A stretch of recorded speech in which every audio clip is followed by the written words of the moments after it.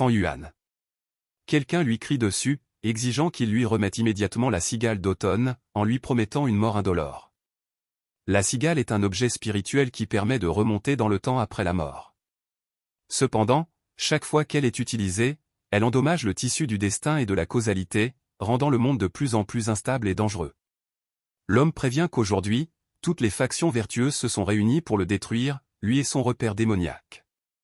Un autre, les mains enflammées, traite Fan Yuan de maudit démon. Juste pour raffiner la cigale, il a tué des milliers de personnes et commis d'innombrables péchés impardonnables. Une femme prend alors la parole, affirmant que ce démon l'a humilié et lui a volé sa pureté il y a 300 ans. Non seulement il a massacré sa famille, mais il a également exterminé 9 générations. À partir de ce moment, sa haine pour lui brûla infiniment. Ils font tous face à Fan Yuan, disant qu'aujourd'hui est le jour où ils le verront mourir. Et voici la présence du boss final, trempé de sang, le regardant fixement de son œil rouge. Une goutte de sang tombe sur le sol et tout le monde se précipite en avant, tandis que Fan Yuan les affronte calmement. 6 heures s'écoulent, le sol tout entier est détruit alors qu'il l'encercle. Fan Yuan regarde sur le côté, ce qui suffit à faire hésiter l'un d'entre eux, puis voici le premier poème de la légende. Le soleil se couche au-dessus de la montagne bleue, la lune d'automne avec le vent printanier. Les matins sont comme des cheveux fins, et la nuit est comme la neige. Peu importe le succès ou l'échec, quand on regarde en arrière, il ne reste rien. Quand Fan Yuan récite un poème, j'explique toujours car cela n'a aucun sens de lire les descriptions du révérend sans comprendre ce qu'il veut dire. Le soleil se couchant sur la montagne bleue signifie que peu importe à quel point vous brillez, le temps finira par t'éteindre. La lune d'automne avec le vent du printemps, l'automne symbolise la mort et le printemps renaissance. Ainsi, lorsqu'il dit « la lune d'automne avec le vent du printemps », cela signifie que la destruction et la renaissance se produisent simultanément. Les deux doivent exister. Il est impossible que quelque chose naisse si rien n'a jamais été détruit. Le matin est comme des cheveux fins, ce qui signifie quelque chose de fragile, quelque chose d'éphémère, et la nuit comme la neige, quelque chose de froid qui recouvre tout. Les bonnes choses sont donc éphémères, et il est inévitable que tout finisse par être enseveli. Fan Yuan dit que rien ne restera. La moralité est inutile, puisque tout le monde finit par mourir, et c'est pour cette raison que seuls ceux prêts à endurer des cycles de douleur peuvent survivre. De retour à l'histoire, dit-il, tous les souvenirs de ma vie sur Terre sont apparus devant mes yeux. À l'origine, j'étais un étudiant chinois qui est accidentellement tombé dans ce monde, vivant péniblement pendant 300 ans, puis encore 200 ans de solitude après cela, d'innombrables souvenirs enfouis au plus profond de son cœur. Tout recommençait à apparaître comme si la vie se déroulait sous ses yeux. En un clin d'œil, plus de 500 ans s'écoulèrent. Cependant, à la fin, il échoua. Être un démon signifie être impitoyable et cruel, un être fait pour tuer et détruire. Il n'y a pas de place au paradis ou sur terre pour un tel être. Considérez l'ennemi du monde. Il devrait faire face à ses conséquences pour toujours. Pourtant, maintenant, il sourit et dit que si la cigale d'automne qu'il a créée était efficace, une fois de plus, il serait un démon dans sa prochaine vie. L'une des personnes derrière lui demande « Pourquoi ris-tu ? Qu'y a-t-il de drôle, démon ?» Tout le monde met en garde de faire attention, car il s'apprête lancerait une attaque dans ses derniers instants. Alors que Fan Yuan étend son aura, tout le monde avance, lui demandant de se rendre et de remettre la cigale. Une explosion d'énergie se produit, tout le monde se couvre le visage, le chaos s'ensuit, et la scène se déplace vers un village paisible. Dans un temple, la pluie tombe. Un vieil homme converse avec les ancêtres. Nous demandons humblement votre bénédiction afin que cette cérémonie attire de nombreux jeunes gens au talent et à l'intelligence sans pareil, apportant un nouveau souffle et de nouveaux espoirs à ces familles. L'encens se consume et le vieil homme incline la tête jusqu'au sol. Tout le monde s'incline et dehors, certains discutent, disant que le temps passe vite, qu'une année passe en un clin. La cérémonie leur semble avoir eu lieu hier. Ils s'en souviennent clairement. L'un des d'entre eux soupire, « Oh, mais la cérémonie est déjà demain. Nous allons enfin avoir du talent. » Le groupe Guillu n'a pas vu de véritable talent depuis 3 ans. Un autre endroit est une main sur son menton. C'est vrai.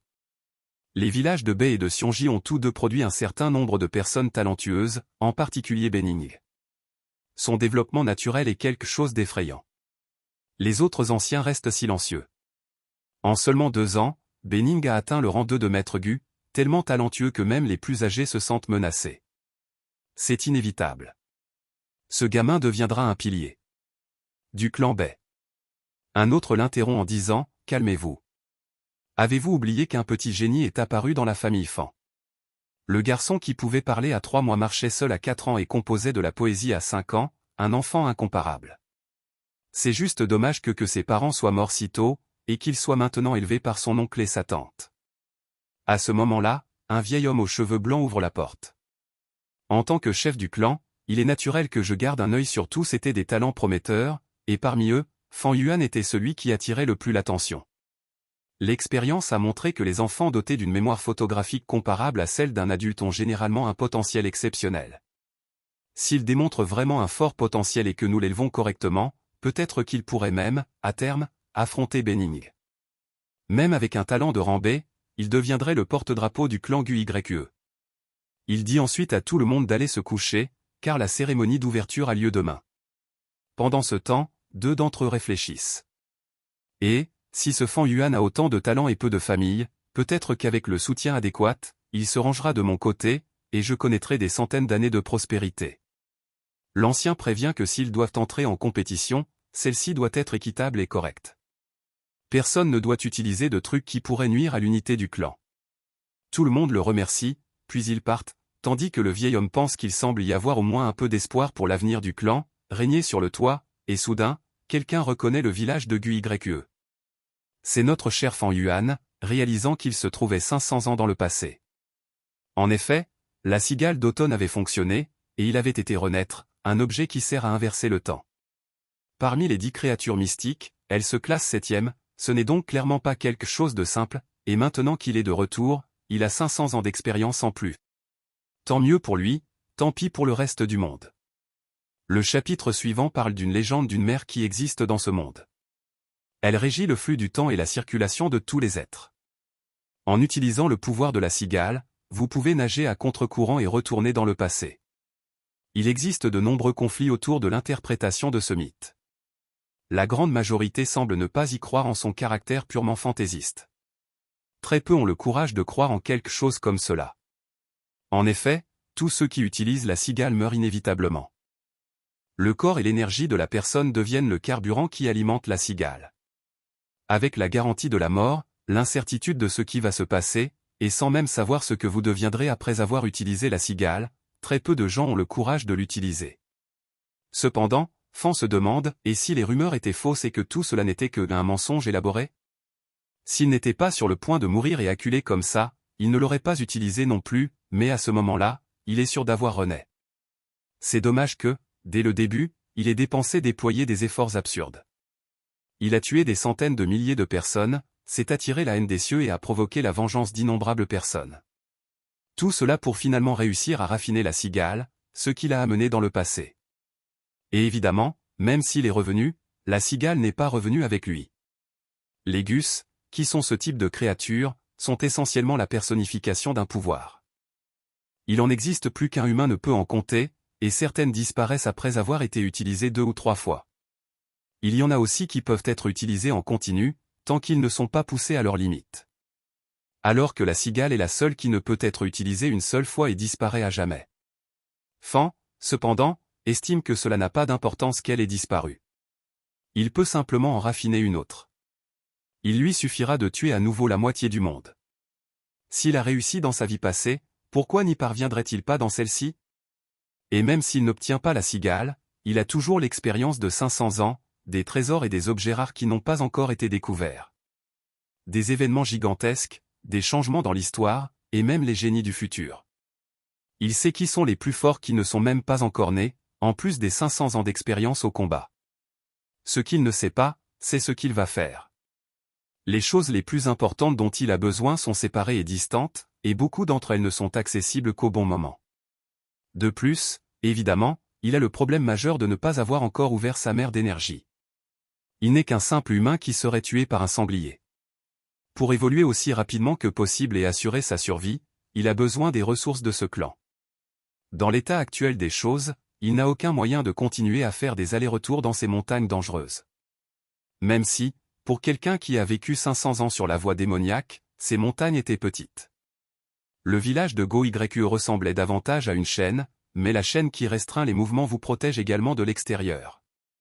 Et pendant cette courte période, rester dans cette chaîne est la meilleure option, au moins jusqu'à ce qu'il atteigne le 3e rang de maître Go. Heureusement, l'éveil a lieu demain, et il pourra bientôt commencer son entraînement bientôt. Il rit du mot talent lorsque la porte s'ouvre et que quelqu'un apparaît appelant grand frère. Il entre maladroitement, demandant « Qu'est-ce que tu fais là, debout près de la pluie ?» Fan Yu se retourne et lui fait face, se souvenant de son frère jumeau qui répond « Ah, j'ai vu que la porte n'était pas fermée, alors je suis venu la fermer. » C'est bien que tu n'oublies pas que demain, c'est la cérémonie du réveil. Pourquoi tu n'es pas encore couché, mon frère? Fan Zhan n'était même pas surpris par l'indifférence de Fan Yuan. Depuis qu'ils étaient enfants, c'était toujours comme ça. Pour lui, les génies étaient toujours comme ça, différents des gens ordinaires et incompréhensibles. Et Fan Zhan, même s'il avait la même apparence, se sentait aussi commun qu'une fourmi, ils étaient nés du même ventre au même moment. Alors pourquoi le ciel était-il si injuste? Le frère, qui était désormais considéré comme l'aîné, avait un talent incomparable, alors qu'il n'était rien qu'une pierre. Beaucoup trouvaient même incroyable qu'il soit le frère de Fan Yuan, et Zhan commença à ressentir de la colère rien qu'en se regardant dans le miroir. Le talent de Fan était comme une pierre sur son cœur. Plus son frère devenait fort, plus il devenait silencieux. À cela, Fan Yuan rit. Leurs parents sont morts tous les deux lors d'une mission du clan alors qu'il avait 3 ans. L'oncle et Han ont accepté de s'occuper d'eux, mais en réalité, ils l'ont fait uniquement pour conserver l'héritage laissé par les parents. Au départ, le plan de Fan Yuan était de cacher ses capacités et de gagner du temps. Cependant, leur vie est rapidement devenue chaotique, le forçant à utiliser ce qu'il avait appris sur la planète Terre pour survivre. Le clan a commencé à le soutenir, et avec cela, les oncles sont devenus plus prudents. Cependant, l'attention excessive dont il faisait l'objet l'incitait à conserver une apparence froide et distante. Comme cela s'est produit quand ils étaient très jeunes, son frère ne se souvient même pas comment ils étaient traités par leurs oncles avant qu'il ne montre son talent, et il croit même que ses oncles sont des gens bien. À cause de cela, il a commencé à en vouloir à Fan Yuan. Et dès que Zhan a découvert qu'il avait classé un talent, il a commencé à réprimer notre démon, qui sait déjà qu'il s'éveillera en tant que simple talent de rang C. Il trouvait amusant que le destin lui joue des tours aussi cruels. Lui, qui était considéré comme l'aîné frère et également génie depuis plus d'une décennie, éveillera un talent de rang C, tandis que le plus jeune, que tout le monde sous-estimait, sera doté d'un talent de rang A. À ce moment-là, la façon dont chacun est traité sera complètement inversée. Fan Zheng sera considéré comme un dragon ascendant vers les cieux et Fan Yuan comme un phénix tombant sur terre. Il est évident qu'il détestait tout cela, mais c'était il y a 500 ans. Il n'a rien à gagner à nourrir du ressentiment, et maintenant, vu d'un autre dans cette perspective, il peut même comprendre son frère. Le frère qui se sentait inférieur, l'oncle et tante qui rivalisaient au sein du clan, et même les ennemis qu'il affronterait des centaines d'années plus tard. Les forts écrasent les faibles, car le monde est régi par la loi du plus fort. C'est la seule règle immuable.